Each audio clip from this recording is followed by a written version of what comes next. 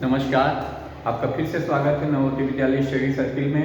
Class 9 के लिए inter exam के लिए मैथमेटिक्स का पेपर सॉल्व किया जा रहा है और हम क्वेश्चन नंबर 41 तक सॉल्व कर चुके थे। अब उसके आगे के प्रश्नों को हम सॉल्व करेंगे। तो सबसे पहले हम देखते हैं कि क्वेश्चन नंबर 41 क्या है।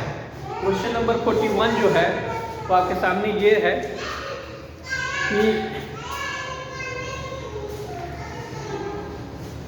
क्वेश्चन नंबर 41 आपके सामने ये रहा एस, हाँ ठीक है, 2 power x minus 1 to power 1/8 minus 3, ठीक है। भी फोकस आ रहा है।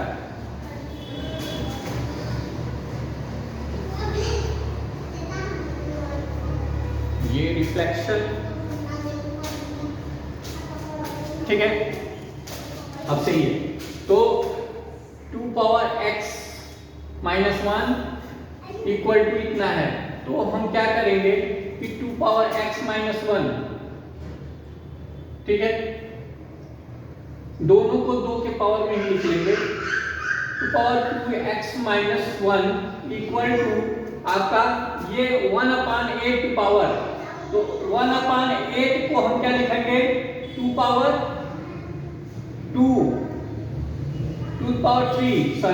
3x माइनस 3 हो जाएगा। इसको हम ऐसे लिख सकते हैं, कैसे, इस तरह से 2 पावर 3x माइनस 3। अब इसमें ये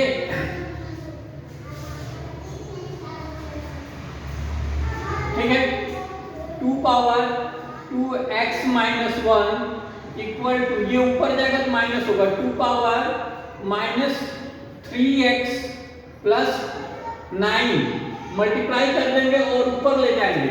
इसको न्यूमरेटर से डिनोमिनेटर से न्यूमरेटर को ले गए तो माइनस हो जाएगा। अब दोनों पे बेस क्या है, 2 है, दोनों पे बेस 2 है, तो ये दोनों इक्वल हो जाएंगे। बेस इक्वल होने पर, आधार बराबर होने पर घात भी आपस में क्या होंगे, बराबर हो जाएंगे। तो 2x माइनस 1 इक्वल टू क्या होगा, माइनस 3x प्लस 9। अब इसको इधर लाएंगे तो ये 5x हो जाएगा, 5x और 1 इधर जाएगा तो 10 हो जाएगा। 5x equal to 10, x equal to क्या हो जाएगा, 2 हो जाएगा। x की वैल्यू क्या होगी, 2 हो जाएगी। तो आपका आंसर क्या हो जाएगा, 2 हो जाएगा।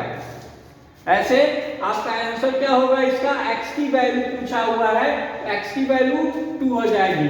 इसको हमने यहाँ पे लाया और इसको इसमें कन्वर्ट किया, पावर बेस, आधार किसका हो गया, 2 का हो गया। तो 8 के बेस से हमने 2 के बेस में कन्वर्ट किया है, तो 2 बेस 2 टू पावर 3 हो जाएगा। 2 टू पावर 3x माइनस 3 हो गया है और इसका मल्टीप्लिकेशन करेंगे तो 3x माइनस 3 हो जाएगा। लेकिन ये डिनोमिनेटर है, डिनोमिनेटर से न्यूमरेटर पे ऊपर ले जाएंगे अंश पे, तो अंश पे ले जाने के लिए क्या होगा, ये माइनस हो जाएगा, तो माइनस 3x प्लस 9।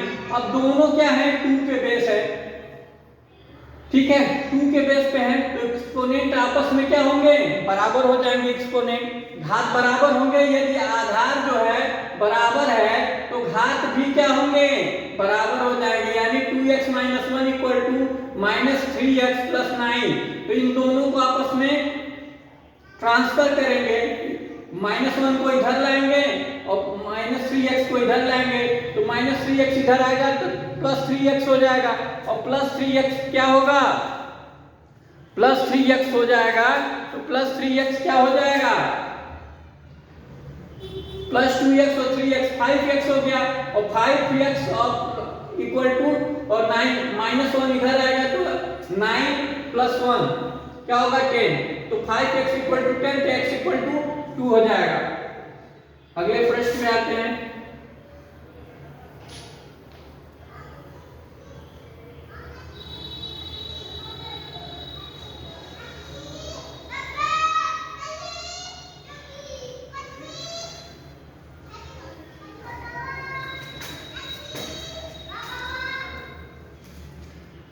अगले पृष्ठ पे हमारा हमारा ध्यान हो। ठीक है, अगले प्रश्न पे क्या होगा?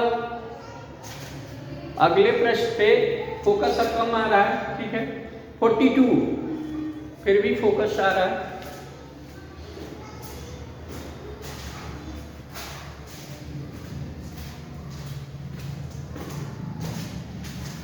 ठीक है, क्वेश्चन नंबर 42 को आप देखेंगे तो 5 to power 2p plus 5 to power p plus 0 equal to क्या होगा? 651। इसको भी हम ऐसे ही सॉल्व करेंगे। 5 टू पावर p को हम क्या सपोज कर लेंगे? x। क्या सपोज करेंगे? x सपोज करेंगे। अब यहाँ पे क्या हो जाएगा? 5 टू पावर p है तो 5 टू पावर, अब x हो जाएगा x to power 2। 5 to power 2p को हम क्या लिख सकते हैं? x स्क्वायर लिख सकते हैं। x square plus x plus ये 5 टू पावर 0 की वैल्यू क्या हो जाएगी? 5 टू पावर 0 की वैल्यू यानी 5 के घाते 0। 5 के घात 0 का वैल्यू है किसी भी नंबर पे यदि 0 वैल्यू होती है तो वो क्या हो जाएगा? 1 हो जाएगा। क्या होगा? 1 हो जाएगा। तो यहाँ पे इसकी वैल्यू 1 हो जाएगी और ये मिलके हो गया 651। अब ये क्या हो गया? क्वाड्रेटिक इक्वेशन हो गया। ये क्या हो गया? क्वाड्रेटिक इक्वेशन हो गया।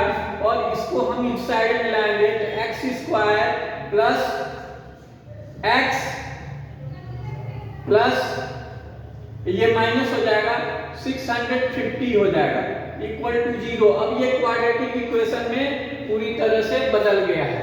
650 का हमें फैक्टर करना है जिससे हमें 1 प्राप्त हो।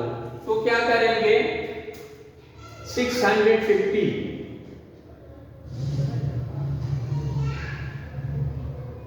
इसका हम फैक्टर करेंगे। 650 का फैक्टर कर देंगे तो 2 से डिवाइड करेंगे तो 3 2 5 हो जाएगा। फिर 5 से डिवाइड करेंगे तो क्या होगा? 6 5 हो जाएगा। ठीक है, फिर किससे डिवाइड करेंगे? 5 से डिवाइड करेंगे तो 13 हो जाएगा।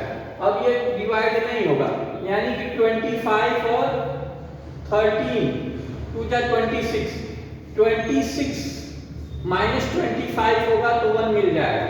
यहाँ पे x square plus 26 x minus 25 x minus 650 equal to 0 ये मिल गया। अब इसको हम क्या करेंगे? कॉमन लेंगे। कॉमन लेंगे तो x कॉमन हो जाएगा, x प्लस 26 हो जाएगा और यहाँ पे माइनस 25 कॉमन होगा, x माइनस 26। तो आपका जो है x प्लस 26 एक फैक्टर हो जाएगा, दूसरा फैक्टर हो जाएगा x माइनस 25। अब जो है हमें इससे निकालना है, ये दोनों किसके इक्वल होंगे? 0 के। x माइनस 26 x प्लस 26 और x माइनस, ठीक है यही तो बीमारी।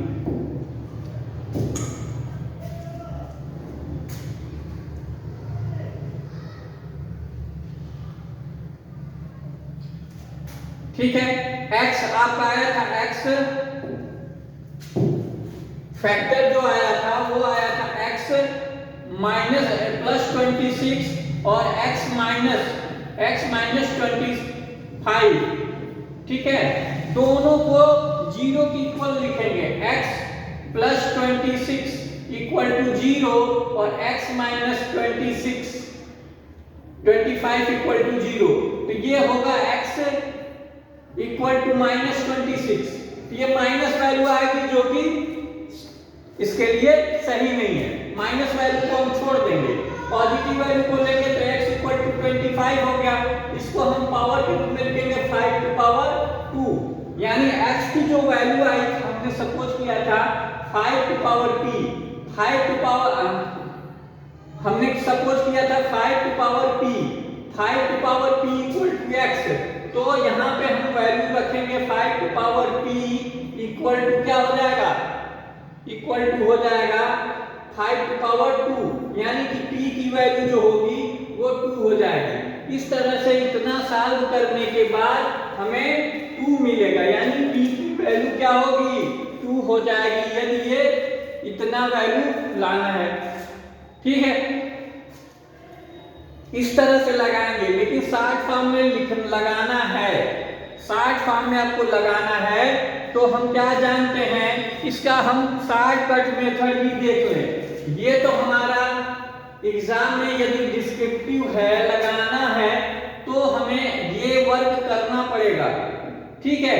लेकिन इसको हम शॉर्ट फॉर्म में नए तरीके से हल कर सकते हैं, बिल्कुल आसानी से हल कर सकते हैं, बिना कागज और पेन के। ठीक है, कैसे हल कर सकते हैं, फिर से देखिए। 5 to power 2p plus 5 to power p, इसकी वैल्यू 1 हो गई, तो ये हो गया 651,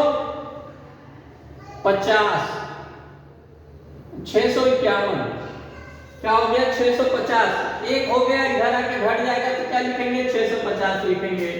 अब इसमें से हम 5 to power p, 5 to power p common ले लें, तो यहाँ पे क्या बचेगा, 5 टू पावर p प्लस 1, यानी कि इस तरह के दो गुणनखंड मिलेंगे जो एक और एक क्रमागत गुणनखंड होंगे, यानी इसके दो ऐसे फैक्टर होंगे जो क्रम से होते हों, क्रमागत नंबर में हों, यानी एक 12 है तो दूसरा 13 होना चाहिए, एक 14 है तो दूसरा 15 होना चाहिए। इस तरह के फैक्टर हमें निकालने हैं। अब देखेंगे कि इसके दो फैक्टर ऐसे कौन से हैं, इसको जब हम फैक्टराइज करेंगे तो 25 into 26 ही क्रमागत फैक्टर होगा। एक नंबर है, उसका अगला क्रम ये है, तो अब इसकी वैल्यू क्या होगी, 25 होगी। 5 to power p equal to 25, तो इसको हम लिखेंगे 5 टू पावर 2, यानी p की वैल्यू क्या हो जाएगी, 2। ऐसे आसानी से ट्रिक मेथड से हम ऐसे प्रश्नों को हल कर सकते हैं। यदि आप इस वीडियो में ऐसे बने रहेंगे तो बहुत सारे ट्रिक आपको बताए जाएंगे, ठीक है। तो ऐसे प्रश्न सभी कॉम्पिटिटिव एग्जाम में पूछे जाते हैं। अगला प्रश्न देखिए, 23 टू पावर -3 है, 23 टू पावर -3 है। अब ये आपको क्वेश्चन दिख रहा होगा, थोड़ा सा बड़ा कर दे रहे हैं, ठीक है।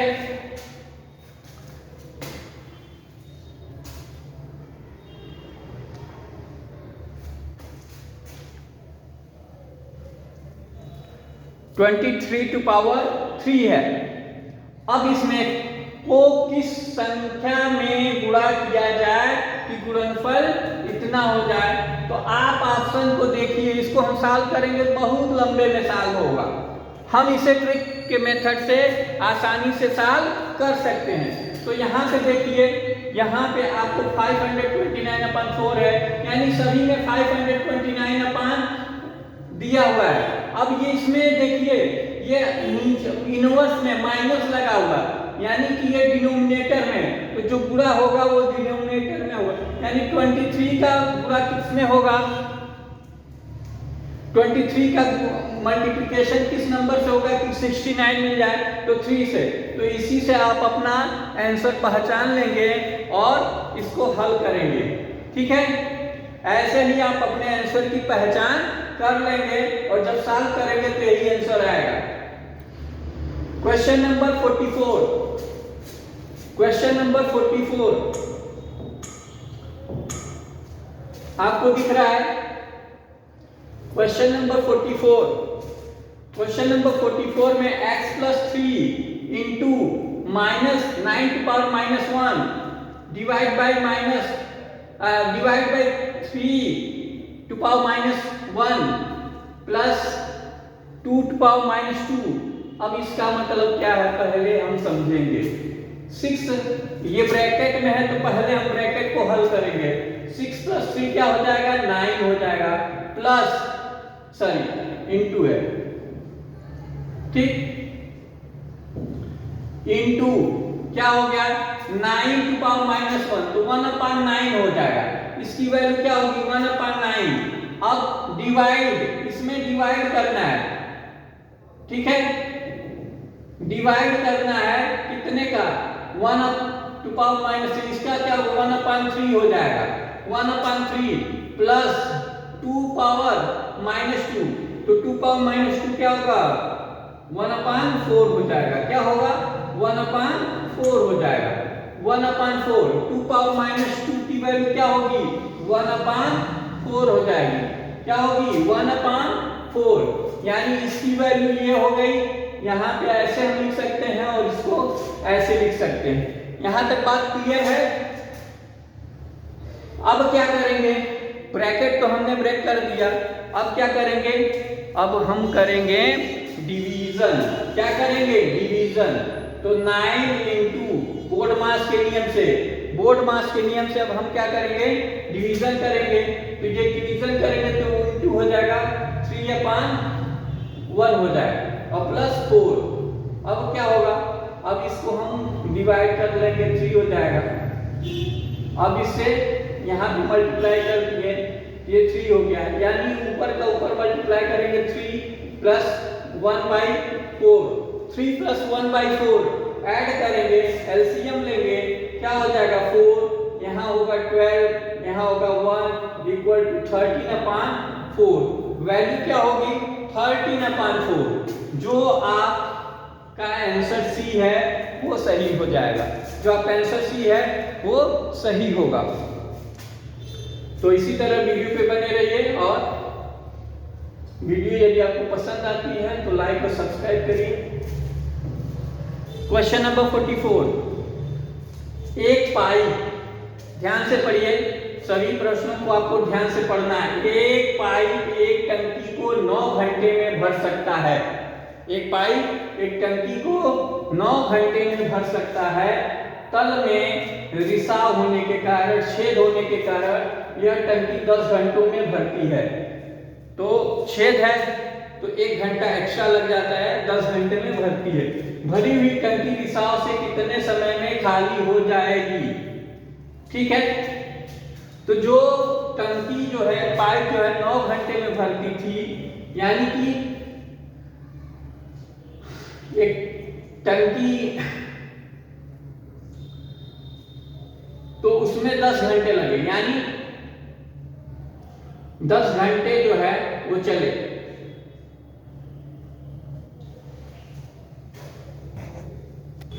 तो हम क्या करेंगे, सपोज कर लेंगे, सपोज दैट जो टंकी है रिसाव वाली वो x घंटों में खाली करेगी। हम सपोज करिए, मान लिए कि वो टंकी जो है रिसाव जो है वो 10 घंटों में टंकी को खाली कर, x घंटों में टंकी को खाली करेगा। अब वो 1 आवर में कितना खाली करेगा, तो 1 आवर में 1/x खाली करेगा, क्योंकि x घंटों में वो खाली करता है पूरी टंकी को। तो 1 घंटे में कितना खाली करेगा, 1/x पार्ट खाली करेगा, 1/x भाग टंकी का खाली कर देगा 1 घंटे में, ठीक है। तो उसने जो टंकी भरी जा रही है 9 घंटे में, ठीक है, उसको जो है ये 1/x, तो उसने 10 घंटे में कितना खाली किया होगा, तो 10/x खाली कर दिया होगा, ठीक है। टंकी का 10/x पार्ट जो है वो खाली कर दिया, ठीक। लेकिन जो भरी गई टंकी है ये 10/x पार्ट है। अब जो भरी गई टंकी ये खाली कर रही है, ये खाली कर रही है, तो वो 9 घंटे में खाली कर रही है, ठीक है।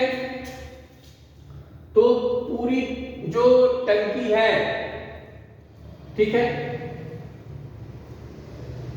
इस टंकी की कार्य क्षमता कितनी है, इस टंकी की कार्य क्षमता जो भरने वाली है वो 1 घंटे में 1/9 है। तो 10 घंटे 10/9 में से ये जब घटाएंगे तो क्या होगा, 10/x घटा देंगे तो कितना होगा 1 होगा, ये पूरी टंकी क्या है, 1 है, उसका 10/9 भाग, 1/9 भाग वो भरता है 1 घंटे में, क्योंकि वो भर रहा है तो 9 घंटे में भर रहा है, तो 1 घंटे में कितना भरेगा, 1/9, 10 घंटे में कितना भरेगा 10/9, और ये 10 घंटे में कितना खाली करेगा 10/x, और दोनों को घटाएंगे तो आएगा 10/9 माइनस 10/x इक्वल टू 1।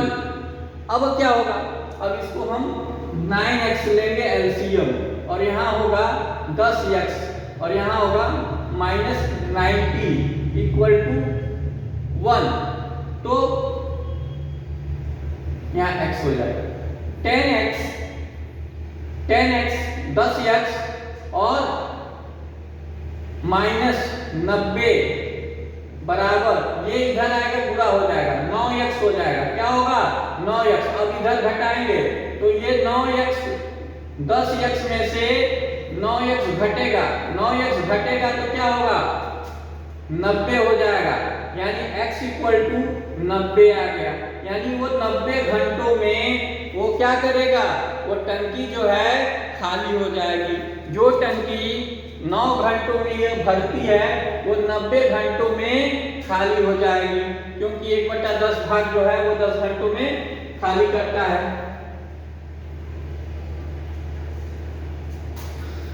9 घंटों में, तो अब ये जो है इतना जब खाली कर देगा तो यही आपका आंसर हो जाएगा, option number D. Option number D जो है ये आपका आंसर होगा।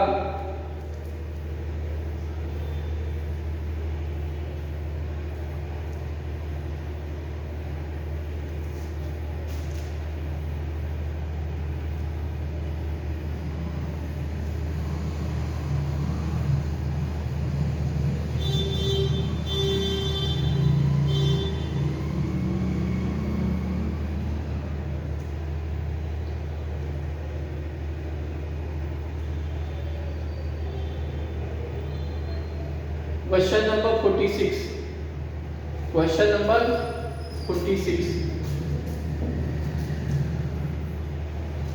एक काम को 25 दिन में कर सकता है।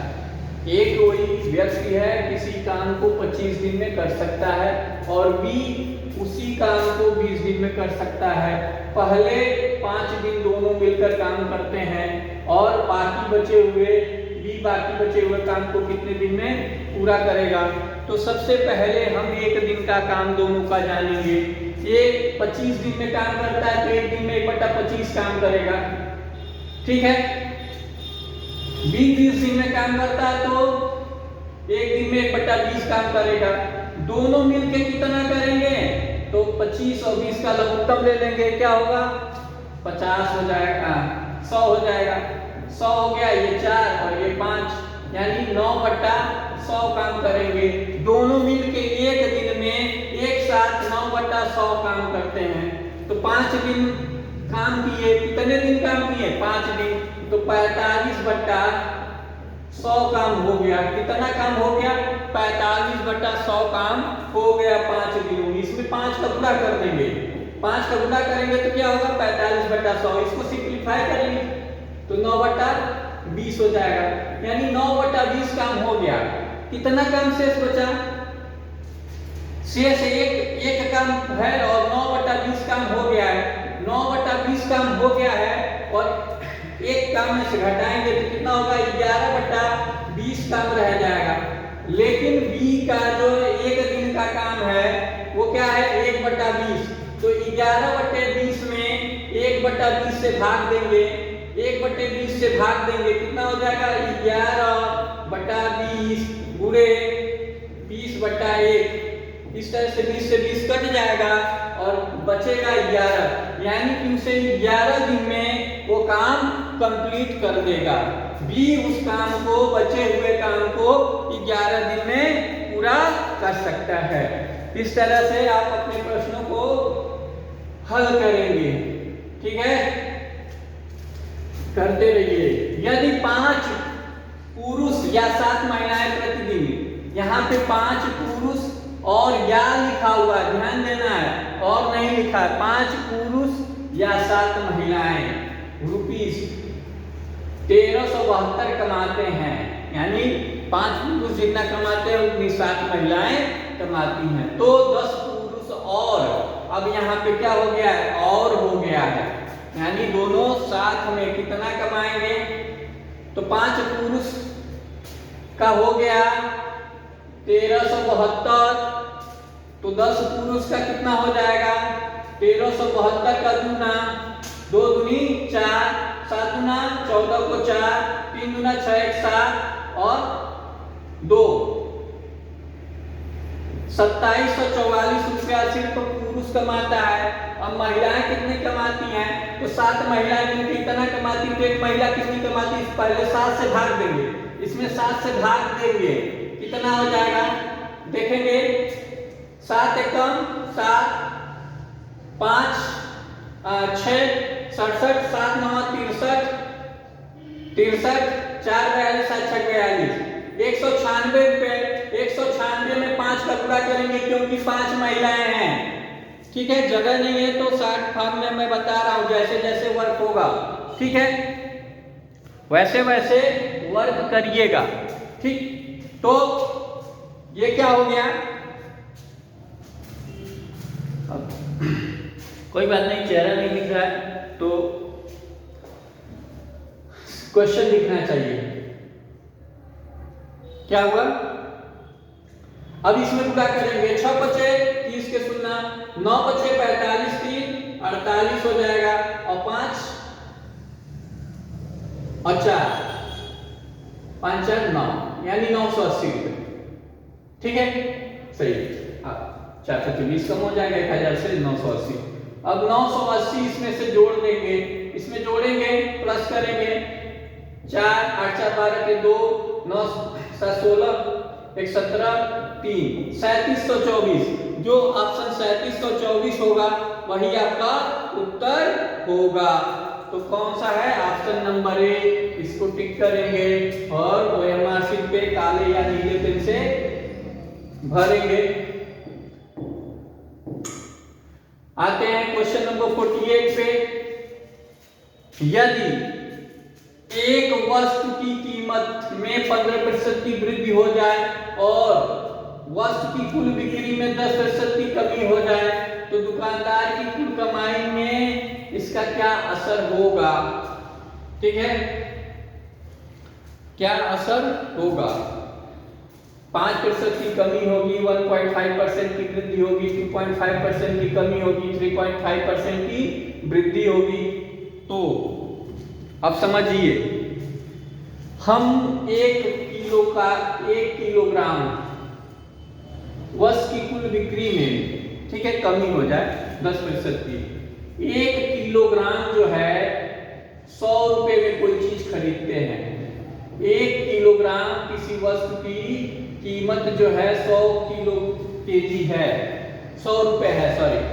अब इसमें दाम में, कीमत में वृद्धि हो जा रही है 15% की, तो कितना हो जाएगा 115 हो जाएगा, क्या हो जाएगा 115, वृद्धि के बाद ये कितना हो जाएगा, 1 किलो का दाम जो है 115 रुपए हो गया, 15% की वृद्धि हो गई 100 रुपए पे, तो 115 हो गया।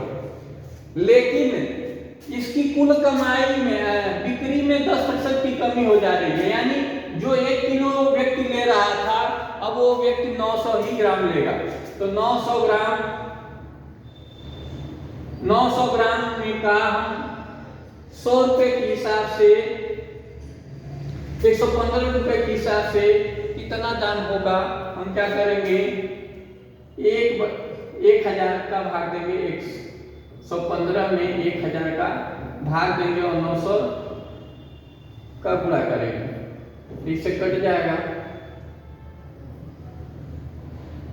9/10, ठीक है, 10 से गुणा करेंगे तो ये होगा 11.5। अब 100 रुपए जहां मिलता था अब कितना रुपए मिलेगा, 9 बचे 45 को 5, 9 1 9 और 4 13 को 3 और हो जाएगा 9 और 1 10, 103.5 रुपए, जहाँ पे 100 रुपये मिलता था अब उसे 103.5 रुपये मिल रहा है, तो क्या करेंगे? नहीं,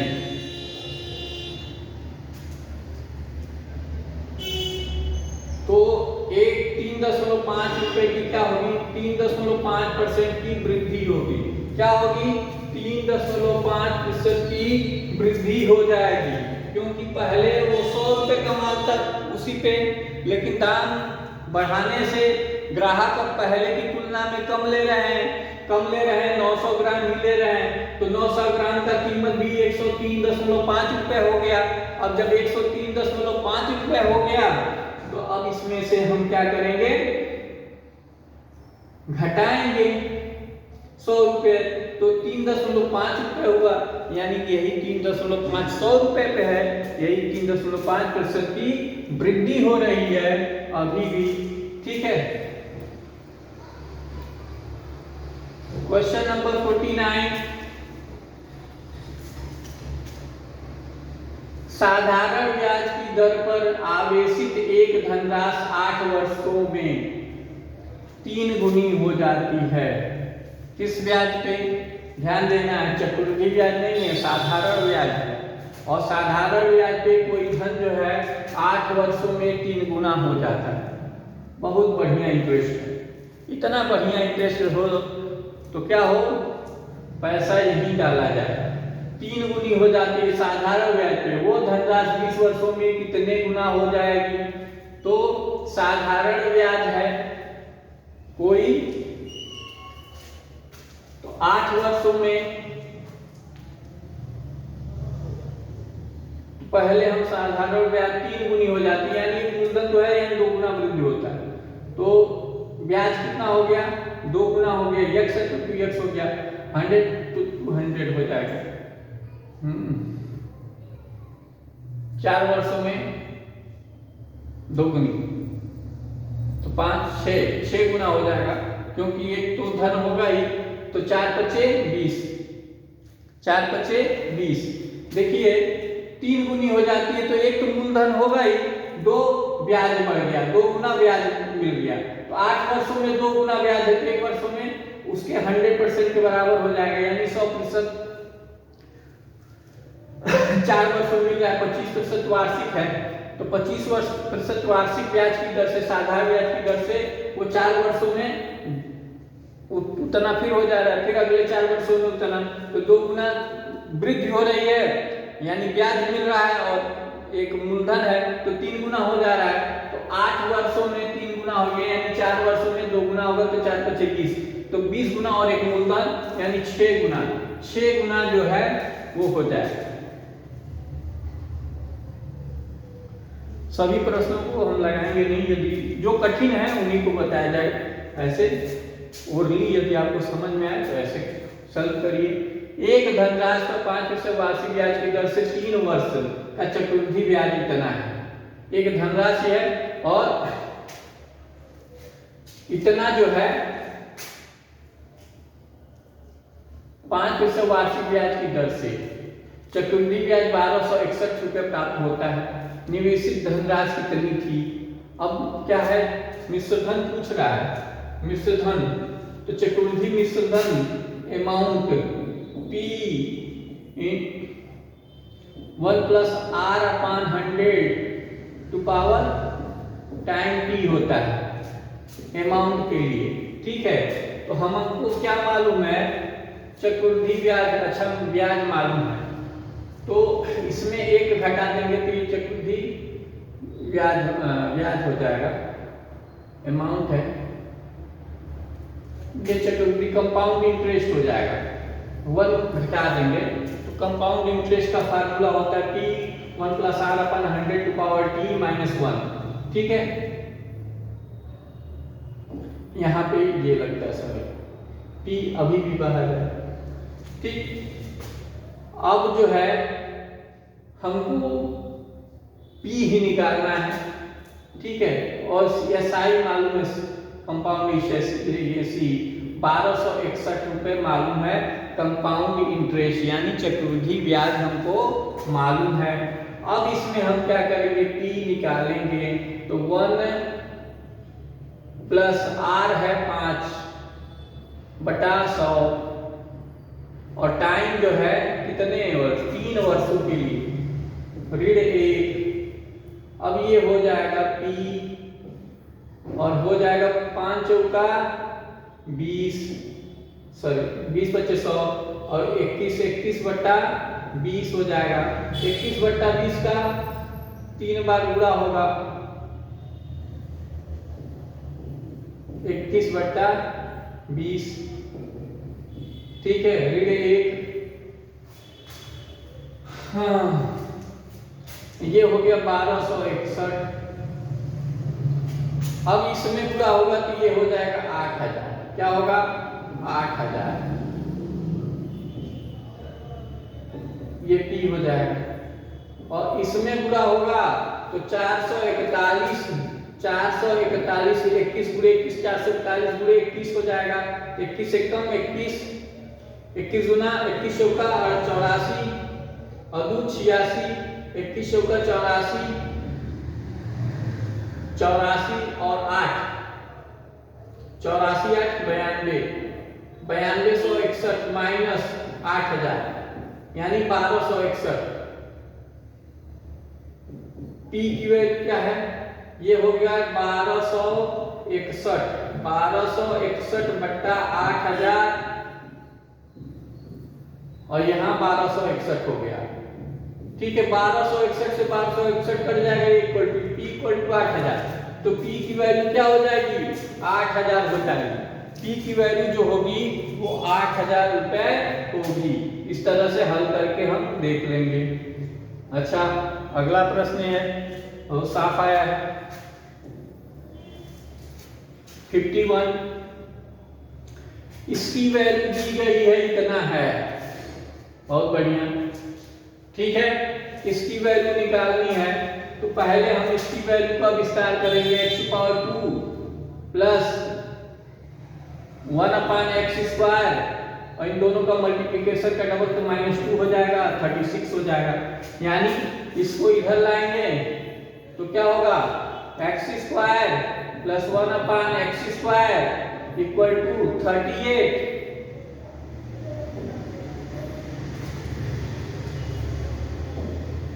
38 हो गया। इतने की वैल्यू 38 है। अब दोनों साइड का हम क्या करेंगे, स्क्वायर कर देंगे। दोनों साइड का स्क्वायर करेंगे। अब क्या होगा, x⁴ हो जाएगा प्लस 1/x⁴ और दोनों का मल्टीप्लिकेशन डबल तो +2 हो जाएगा, इक्वल टू 38 का स्क्वायर कितना होता है, 40, 1600 होता है। ठीक है, और 35 नहीं, करीब आ रहा है। चलिए 38 × 38 कर लेते हैं, मालूम चल जाएगा। 8 × 64 को 4, ठीक, 8 त्रिका 24, 24 6 30, 3 8 24, 3 त्रिका 9 और 2 11, यानी 1444 रुपए। 1444 आएगा, याद रखता था। अब इसमें से इधर आएगा तो 2 घट जाएगा, तो x⁴ plus 1/x⁴ equal to क्या हो जाएगा, हो जाएगा 1442। कितना हो जाएगा, 1442 रुपए, सॉरी रुपए का है, इसकी वैल्यू आएगी 1442। ठीक है,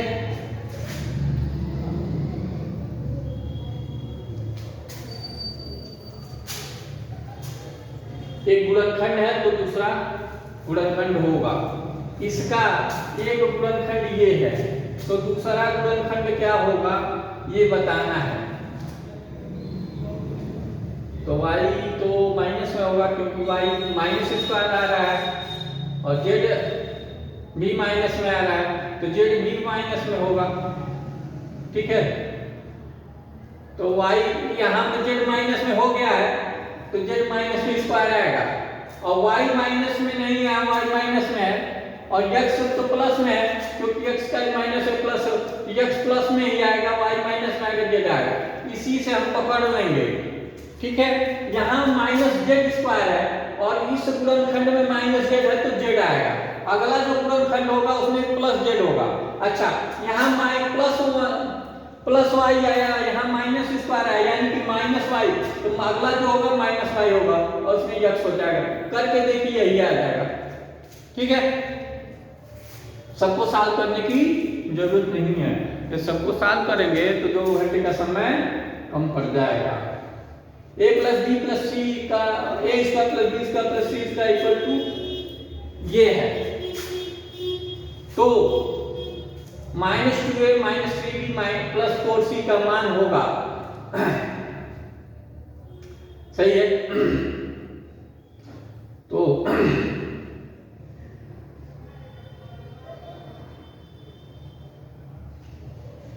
ठीक,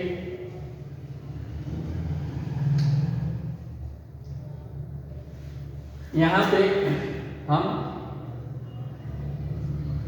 a minus B minus C का होल स्क्वायर क्या लिख सकते हैं, A square plus B square plus C square minus 2ab minus 2bc minus 2